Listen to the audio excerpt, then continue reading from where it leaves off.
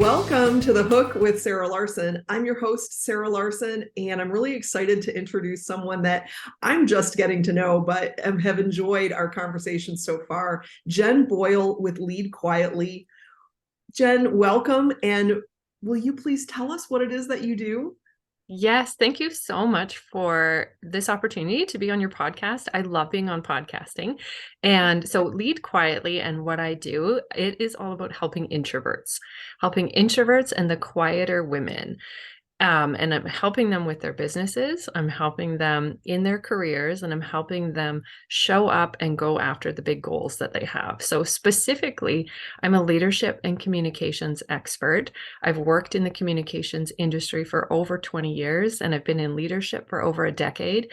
And also an entrepreneur. So doing all of the different things, and what I help them with, if you take business, for example, is being behind the scenes, knowing you need to put yourself out there and market your business, but you just don't have the energy or the confidence or the whatever it is that's holding you back.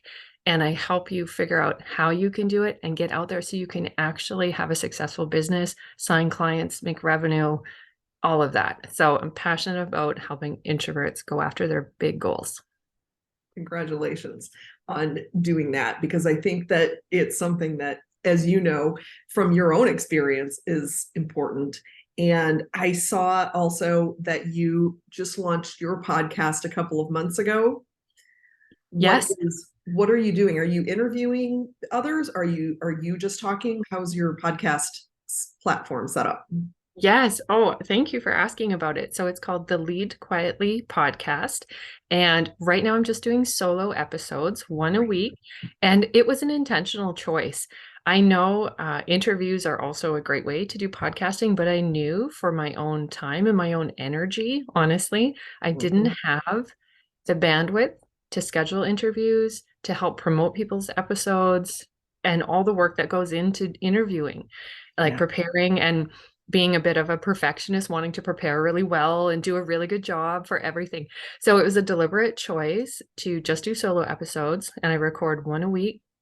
And my goal with the podcast is to reach this audience, the quieter entrepreneur, the quieter woman in her career, someone who has really big professional goals. It's personal too, but I focus really on the professional life, Yeah. and help you like take some steps, give you a nudge, but not in a pushy way. In a way, because I understand you. I understand you spend a lot of time in your head, and sometimes you just need a little perspective to keep you moving.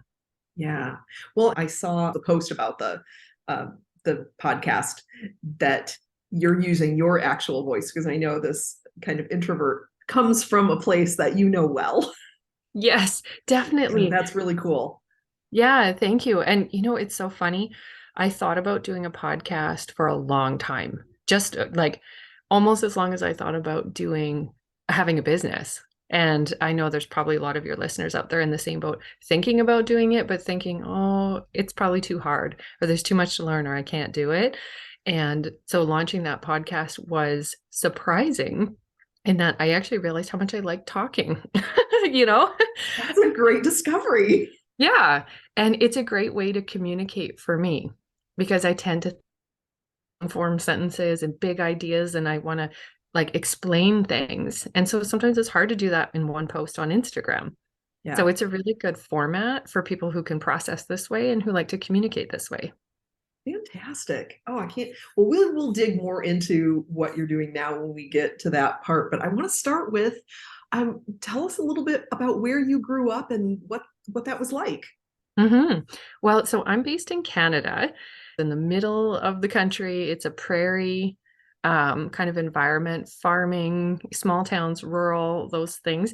And I grew up on a farm in, a small town. And I never would have thought, oh, someday I'm going to have a podcast or I'm going to be online. I was just Yeah. pretty down to earth kind of girl growing up.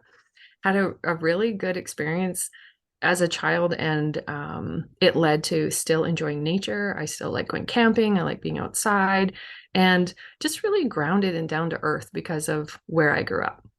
That's awesome. Now, did you have siblings? I have one Oh, brother. okay. Yep. one brother, and he lives near me now, so we can still see each other, which is great. Oh, that's good. Are your parents in the picture? Are they near you as well? Everybody? Yes, I would say we live in the same general area, but they're a few hours away. Okay. But I get to see them as often as I can, and yeah, it's funny. One thing that's unique about our childhood is from the farm where we grew up, we actually moved our house to a different location. Oh, how cool. Yeah, so when that happened, and this happened when I was a teenager, I had my same room but a new backyard outside. It was the Wow. weirdest thing, right? Yeah, having an entirely different view. That's Yeah, really interesting. yeah. I've been actually following a YouTube channel that has been going through purchasing properties that and but the building and then moving it and all of what has to be done in order to get it ready to live in again. So that's a really interesting. I was very fascinated by it. Yeah, if I think of it now, like, how do you move a whole house? That's not easy to lift Yeah, it up and drive it down the road and put it down somewhere else. right. Yeah, there's a Mhm. lot that goes into that that we really, well, I have never thought about. No. That's one of the things I love about talking to people, though, is I get to hear about things that I would never have given much thought to, Mhm. Yeah, careers and just processes that never thought about. exactly. Yeah, exactly. Yeah. So, what did you do after high school? Did you launch into a college career? hmm Um, After high school, I moved to a bigger city and went to university there, and Okay. I studied psychology in my undergrad degree. And it was one of those things where I started, in a general arts and science kind of year, had no idea what I wanted to do, but was always drawn to the social sciences, to people stuff, to writing versus like labs and engineering and hard science. Like I like books, I like writing, I like social sciences and like how people relate to each other. So I went into psychology and I did that. And then I worked for a little while and a few years, it was about 5 years. And then 5 years in, I I wasn't dissatisfied with the job, but it was like, okay, what's next for me? What is it that I really want to do? And I ended up going back to school and taking a master's degree in communications because from the job that I had, that was my favorite part. My favorite part was seeing how people related to each other, how they were communicating, and also helping with the communication aspects of projects, like writing things, summarizing things, making sure people were informed about things. And that led to a career in communications. So right now I'm the director of communications at a large organization and I manage a team. We do social media, we do advertising, marketing, internal communications, news, media, all those things, graphic design, and I oversee the team so that we make sure we're communicating appropriately to our audiences. Oh, cool. That's really fascinating. And especially to have that psychology background, I'm sure was really helpful with Yes, and communications. yes, and you know what's so interesting is in my line of work, and I've hired a lot of people over the years being in leadership and built teams. Many of the communications people come from a marketing background or a business background. So they would come from it's about like marketing plans and advertising and design and all of that stuff. And I'm kind of unique in the within the comms teams that I've been a part of, in that my background is psychology. So I'm really coming at it from, well, how is that making someone feel when you say that? Not, well, what color should we use on this ad? It's like a different Yeah. way, right? Well, and I'm sure color comes into that. Well, how does this color make somebody feel? I think that's more common in marketing these days, maybe, Yeah. but certainly not necessarily where it came from. No, it's evolved over the years, and I'm not a marketing expert by any means. What's really interesting about that is it's almost like the feeling stuff is the touchy-feely part of communications, and that's what I've always been drawn to. And it's a little bit about what my whole brand Lead Quietly is all about, that I used to think of those touchy-feely things as weaker or not as good, or it was like soft. versus the more hard evidence-based or get out there and just be direct kind of way of doing things. And the epiphany or the journey I've been on of learning to see the touchy-feely stuff as strong, as effective, as useful, and just learning how to use it more effectively. Yeah, that's really neat. So the thing I really enjoy talking about is disruptions. And sometimes we create those for ourselves. Sometimes we create them for other people. Sometimes they happen to us. Yes. But did you feel any sort of disruption in terms of changing your trajectory from your original degree and work to going into communications? What was that like? Yes. Oh, this is good. There's a couple of things. So in going from like psychology as the first degree, my first job, into communications, I remember being in school in that master's degree, and I would have gone back as, I think I was probably 26, 27. So older than maybe some of the students who were in the program, and feeling a little behind, feeling like, well, why don't I have it all figured out yet? Why am I going back to school as an adult? And it was like adult learning almost, even though now I'm 44 and I look back and I think I was just a kid and I had no idea. But I remember trying to figure out my place, even in that degree. There were journalists in there and who had careers in news media or television. And I was thinking, well, is that what I want to do? Is that what I want this degree to do? And then there were people who were more marketing and business and they wanted to do that. And I thought, I don't really fit in either of those things. And it is a little bit like you can't always see the career or the job or the business you will eventually end up into. But if you just keep following the things that light you up, the things you're interested in, keep exploring, keep learning, even if it's to say, nope, not that, nope, not that, it led me here. So yeah, I would say it was just a little bit of not really knowing and then finding my place. And then one of the disruptions that happened to me was after working in communications for a number of years in this large organization, I was promoted into leadership overnight. Like, didn't apply for the job, didn't want the job, didn't ever see myself as a leader of others. And it happened because of budgets and restructuring. And without any warning, it was just like one day I got called into the boss's office and they said, tomorrow you have to take over the team. And I thought, like, are you kidding me? Surprise. And what made that really hard, it wasn't just taking over any team, it was taking over the team I was on. So I was everyone's peer. And then tomorrow I'm their boss. And so hard and such a disruption. Yes, for sure. That is really a challenge to go from being on the same level as your coworkers to suddenly being their leader.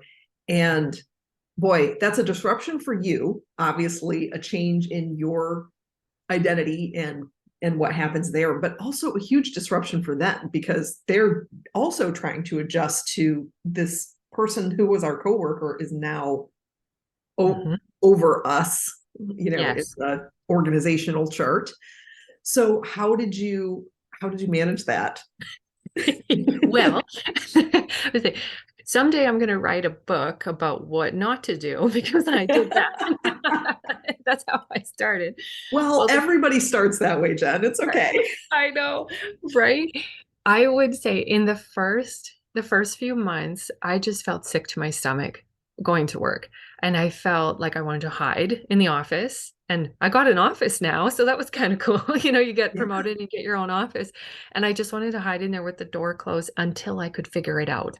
It was like I just need some time to figure this out, not but knowing but not wanting to actually do it, that the thing you really need to do is talk to people. You really need to get to know your staff. You have to like put yourself out there and be willing to make mistakes in front of people and learn and be humble and not know everything and all of that. So I hid from that for a long time in the beginning.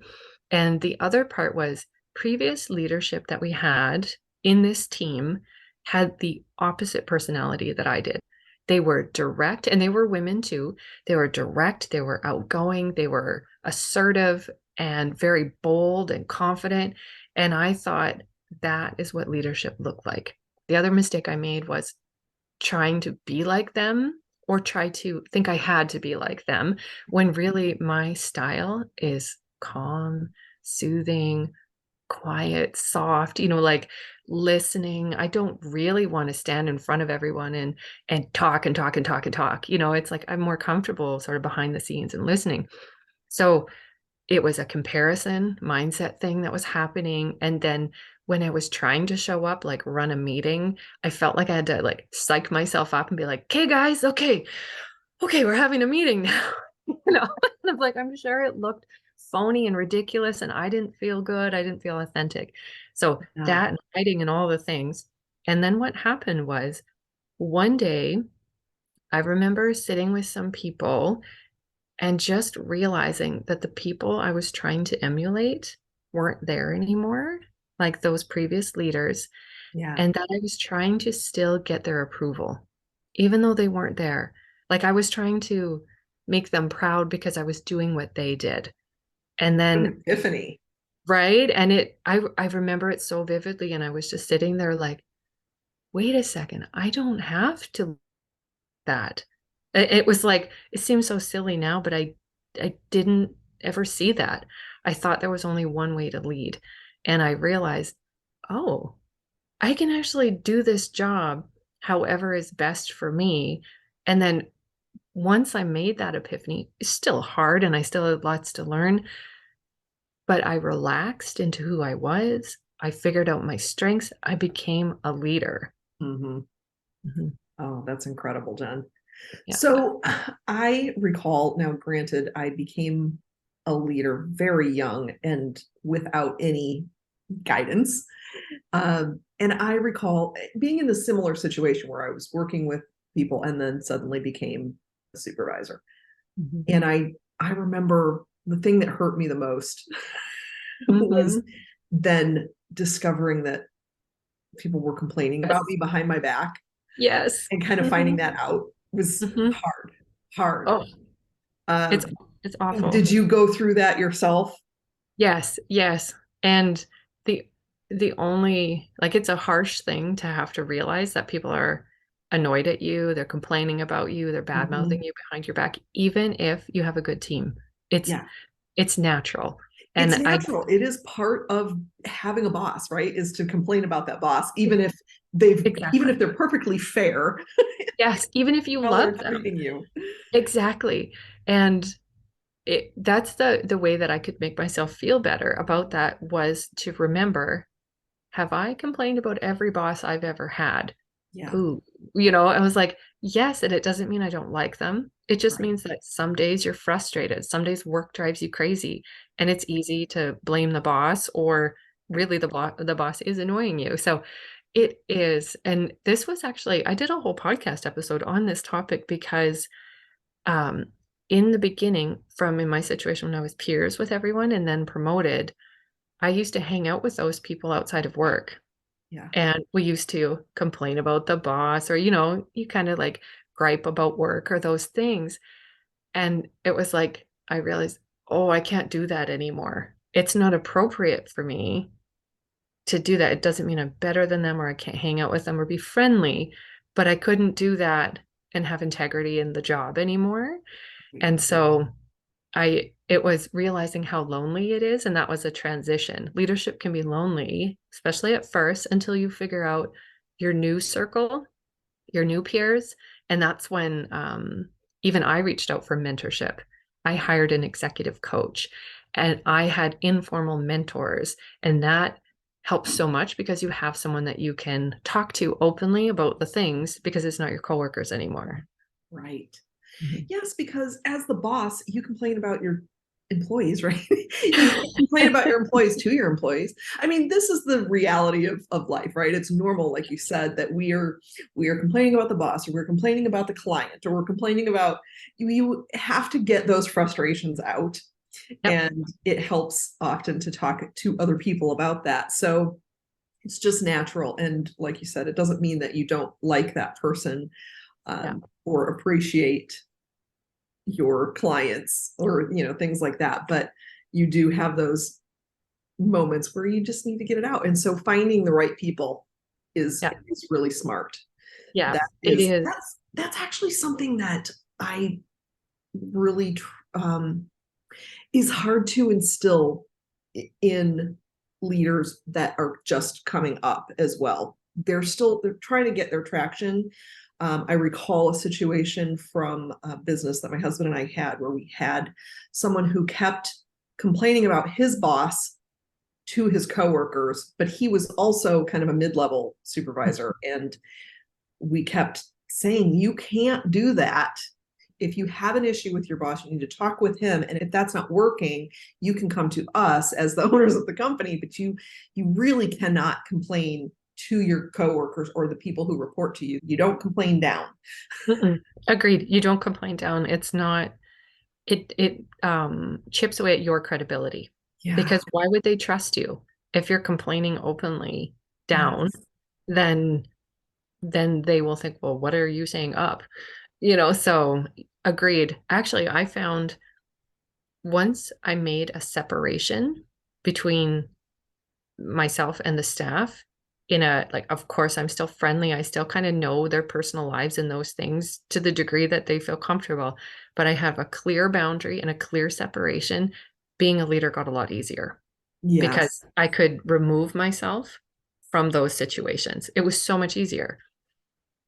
Which is really great. How do you go about deciding what that boundary is, or setting it with someone, particularly if you already knew them prior to Mhm. being their leader? Yeah. And that could be, it doesn't mean it's easy. And there could be some like hurt feelings and some awkwardness. And there definitely was people who I would have considered my friends Yeah. who are like today, all these years later, we don't hang out anymore Right. because of, the leadership path and we went different ways and all of those things. So how to go about doing that, I think it starts with figuring out your core values for the job that you're in terms of how do I want to behave in this job? What's what is like a non-negotiable for me? If that's things like being honest, having integrity, doing the right thing. And those were definitely mine. And if I like objectively thought, what's the right thing here? It would be not to gossip after hours with my staff. That would be out of alignment with how I want to do this job and how I want to behave. And so you can do that for yourself. And then the second way is if you imagine what other people would say about you, if you said, how do I want to be remembered as a boss? How do I want other people to see me as a boss? Do I want them to see me as someone who gossips? No. So then it helps like solidify this is the right thing to do, Right. even if it's hard. Yeah, and it does help to your relationship if they know that they can trust you to share information and not gossip about them to someone else, because inevitably they're going to hear back Always. from whoever Always. you talk Yes. to. So yeah. Yeah. And the thing about sharing information is that is hard. It's still hard even now, but there is something about being in a leadership role. You are then trusted with a different level of information, some of which you can tell your staff and some that you can't. And you wouldn't be doing your job if you just said everything. Yeah. If you just said, well, there's budget cuts coming next week, but don't tell anyone that I told you. Right. There's, you can't do that because it will end badly for you. And then from your superiors looking at you, then you can't be trusted with information. And so it is a balance. Being a middle manager is very hard.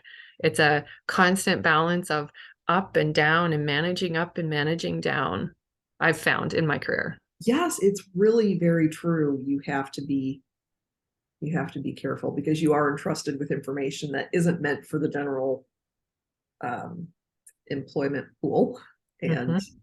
be careful how you share or what you share. Yeah, that's a great point. Yeah. So it sounds like you eventually evolved into this role and had the comfort in your leadership. So what caused you to decide to become an entrepreneur? Because that's a disruption right there. It is. Oh, I love this question. Okay. I, it came from wanting more fulfillment and wanting more meaning, which is something I hear a lot in the entrepreneur space of why people start businesses. And I was not an entrepreneur as a kid. I wasn't the lemonade stand kid. I didn't think, oh, I'm always going to start my own thing. In fact, I thought the opposite. I thought I'm too practical. I'm too organized and such a planner and I had this view of entrepreneurship that it was all spontaneous and willy-nilly and free-spirited and was like, oh, that's what they do, and they're just out promoting their business and marketing themselves. And I thought, well, I can't do that. Clearly, that is not who I am. I don't have that free kind of spirit. And so it kind of blocked me for a long time, even though at the same time I was craving this fulfillment, this feeling of like, my career is fine, but is this all I'm going to do professionally? And I think that's where the question came from. And I felt it in my 30s. I took mentorship programs, where I was matched with a senior mentor, like someone who was farther ahead in their career. And she was an entrepreneur. And she taught me a lot and she helped me grow in those things. So maybe she was an inspiration. And when I turned 40, I said that was a real kick in the butt. I don't know if other listeners It seems to be a real turning point for people, I think. It is, especially in your career, because I thought, okay, how many good working years do I have left? Which I don't mean to sound morbid, but it starts to creep up when you hit 40 and you're mid-career and you think, when I retire, and this is what I thought, when I retire and I'm standing there saying, okay, I'm done this career, is this it? What I'm doing right now, is this what I want to have accomplished? And the answer was like a screaming no. It was like, there's got to be more for me, even though my career is just fine. I have accomplished a lot and I'm really proud of everything I've done and I have a good workplace. But I knew I wanted more. So that led me to start my business, which really was an idea in my head for 5 years longer. It was a dream that I thought was impossible. It was a vague, fuzzy idea of wanting to do something, but never knowing what that was. And then it took a lot of action to actually turn it into a business. Wow. I love that. I do think that there is, like you said, there's that turning point at 40 that makes you sort of assess where you are in life and start thinking of in terms of where am I going? What's my legacy, or what do I want to be doing after retirement? I mean, that's the thing that we start thinking about. And I really enjoy this concept of this finding what I really love is just this idea of finding the thing that is fulfilling. I do think it's true. And so when you started your business, what was that transition like for you? Here's another identity shift, right? You go from you've settled into this identity as a quiet leader and enjoying your career, but when you start a business, that's a disruption that you've created. Okay, now who am I and what am I doing here? Yes. How did it go? Oh, well, and this to speak to the quiet ones in your audience and the introverts of in the beginning, it was what might look like a tiny little baby step to the average person was a huge thing for me. The idea of investing in a business program which I did. I signed up for like an online 12-week how do you start your business program because I knew, okay, I like to learn. I need to learn how to start a business. So I need some coaching and I need a program. And that first round, I read all the materials, I'm a good student and tried to do things. And then we had these calls on Zoom and I would just like hide in the background, didn't want to turn my camera on, never talked, watched everyone else and thought, oh my God, what am I doing here? I'm not cut out for this. Look at them. They're all so far ahead, all of those things. Yeah. So it was the transition was very self-doubt in the beginning, very uncomfortable, at the same time exciting and happy that I was doing something to get me closer to this dream I always had. So that was sort of the beginning. So I've been an entrepreneur for almost 2 years. So I'm still pretty early in my journey. Though prior to the 2 years of actually having a registered business, I've been flirting with it for a long time, so it was like I had this big flirting period of like, listening to podcasts and reading books and writing in my journal and imagining what it would be like to have a business, and then I've had like almost 2 years of actually doing it. And what I have learned, and it's, if I could go back and tell my younger self, you don't have to be spontaneous. Actually, being a planner is a great thing. A business is no different than a career in terms of, yeah, it might look different. You have different hours or freedoms. You still have work to do. And there's still foundations and elements and things that you need to learn and put in place. And it's amazing because I'm choosing it. And that's what feels so fulfilling from it. Even on the days when I think, oh, I don't know what to do today, or this feels really hard, or why can't I make any money, or like all the ups and downs that entrepreneurs go through, it's still my own choosing, and that's what keeps me going, right? Yeah, which is such a great point because we talked about being a leader. When you first become a leader, and especially given the situation that you're in, that can be really lonely.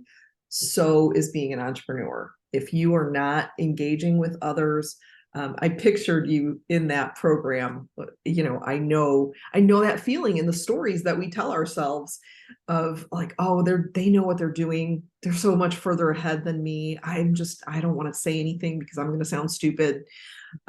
So yes, I understand all of that. And it's great that you moved forward anyway and took the steps to start your business.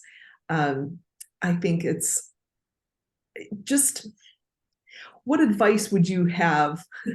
What advice do you give, I should say, because I know you work with entrepreneurs as well as leaders. And what advice would you give to them for getting started? In business, Mhm. I think, oh, this is so good. There's so many things that you think you need to start with, that you need to learn, that are very tactical and strategy. Like, I need to learn tech. I need to learn how to use social media. I need to learn, advertising or whatever, like how to sell things and business type things that you tend to start with. Everyone does, right? They think, okay, I just got to learn how to do it just like I would in a job.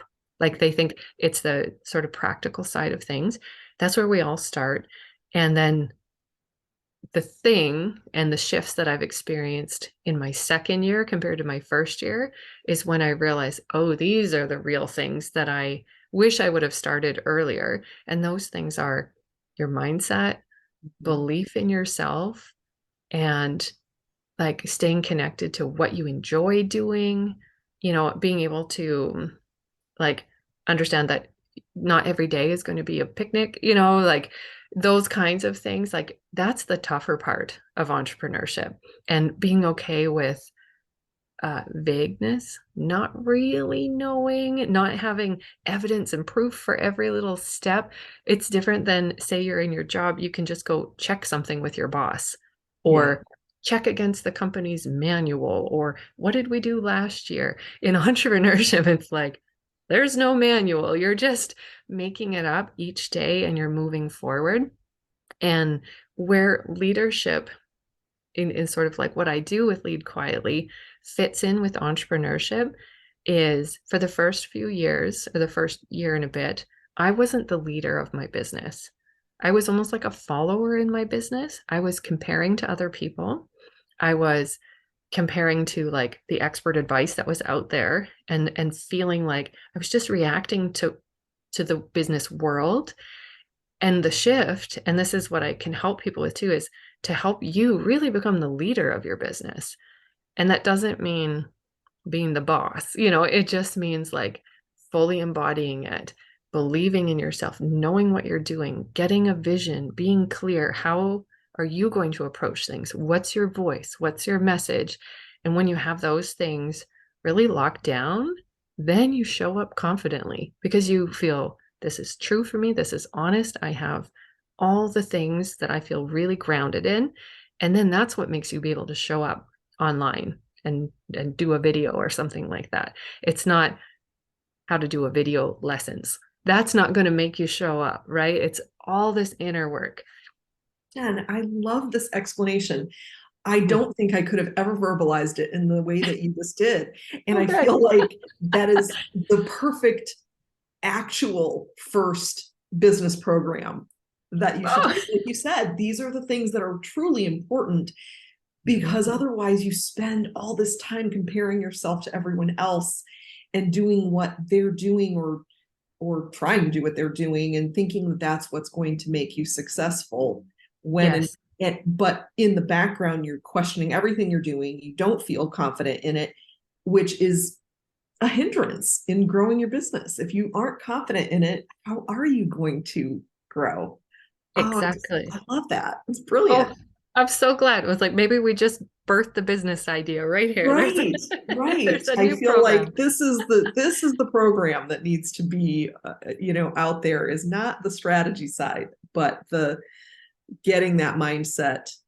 Mindset is such a huge part of everything that we do. Yeah. And in business, it's just as important.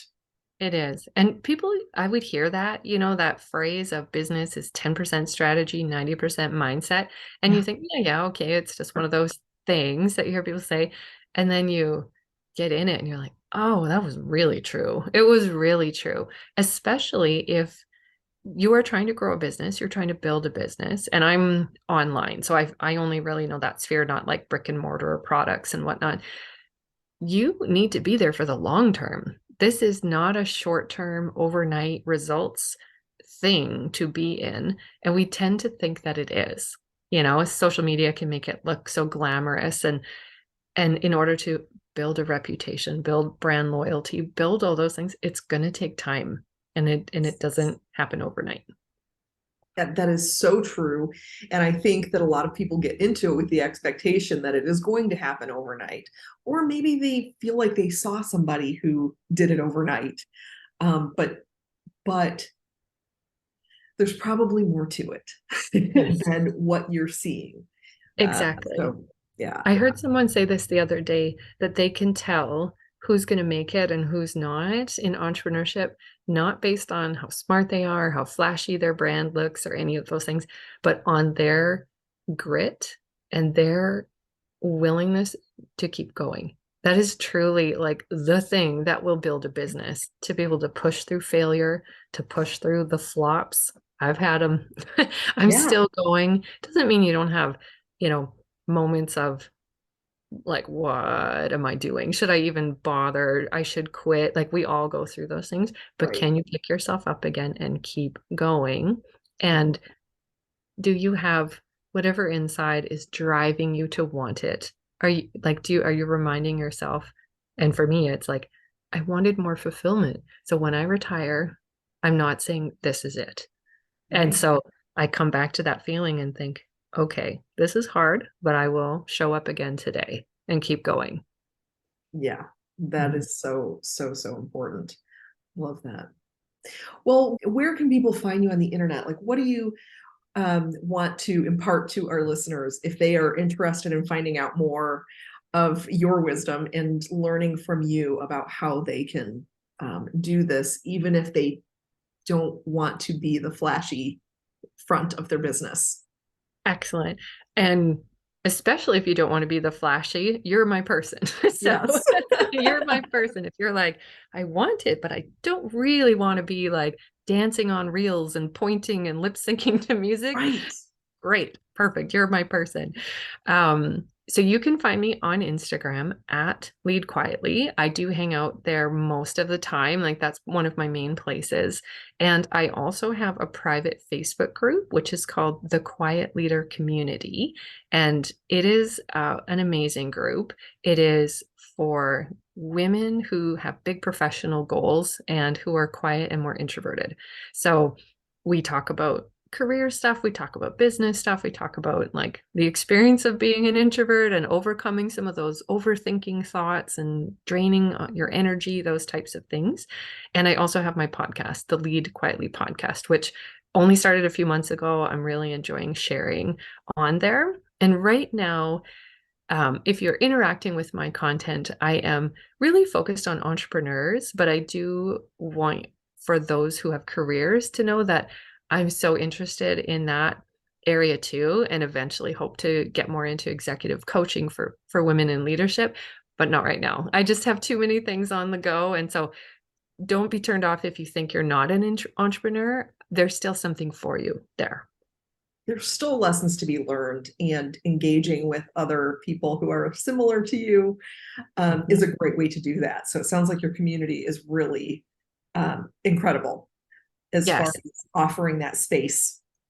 Yes. And I have women tell me, I've never found anything like this in the entrepreneur space because there tends to be a lot of groups, and they're not bad, but they're full of really big personalities. Right. People who take up a lot of the airtime, and then you think, oh, I should be posting or I should be engaging, but I don't want to. I just kind of want to sit back and listen. That's totally fine. There's no guilt. I want it to be inclusive and welcoming. And if it's really quiet, fantastic. That's great. Yes, absolutely. Oh, I love that. Well, I will be sure to share your links for Instagram and your podcast. Yes, people can always DM me if they want to reach out. That's Okay. no problem. All right, great. Well, fantastic. Thank you so much for being here. I really enjoyed our conversation. I loved, like you said, we kind of birthed an idea maybe, but really you just verbalized something that I really maybe have known kind of in the back of my head, but wasn't concrete. So thank you for sharing that. And it's been a pleasure. Oh, you're welcome. And thank you so much. I've really enjoyed this conversation. It was so fun to talk about these deeper things. I think Yes, that's missing a lot in some of our day-to-day life. And so I absolutely. love conversations like this. Thank you.